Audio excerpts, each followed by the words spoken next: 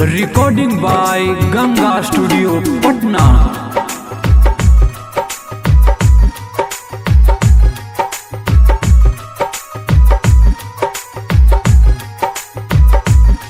सुन सुन गे नेहवा पूजवा तू, सुन सुन गे नेहवा पूजवा तू, चलिए तू हमारा जोरो में, ले जइबो अपना बलोरो में, ले जइबो अपना बलोरो में, जल ढारिए देवे घरों में, ले जइबो अपना बलोरो में, जल ढारिए देवे घरों में। नीतीश नीतीश नीतीश नीतीश नीतीश मंगुरा नीतीश मंगुरा नीतीश मंगुरा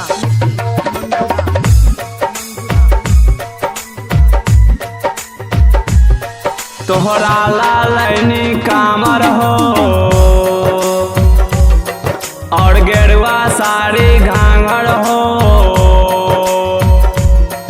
तोहरा लालनी कावर हो और गेरुआ साड़ी घांगर हो, बारू तू गोरी सावर हो, बारू तू गोरी सावर हो, कनमा पलिह कावर हो। सुन सुन गे नेहवा कहतनी, सुन सुन गे पूजवा कहतनी, तू चलिए अपना घरों से, ले जइबो अपना बलोरो से, जल ढारिए देवे घरों में। नीतीश नीतीश नीतीश नीतीश नीतीश मंगुरा नीतीश मंगुरा नीतीश मंगुरा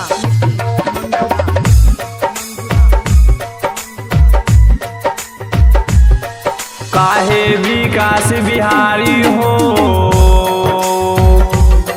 बारू तू गोरी कुमारी हो, काहे विकास बिहारी हो, तू बारू गोरी कुमारी हो, अजय संग जयबू प्यारी हो, कमलेश संग जयबू प्यारी हो, तू अपन ससुरारी हो।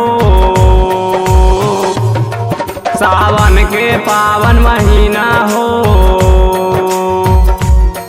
सावन के पावन महीना हो, तू चलिया गोरी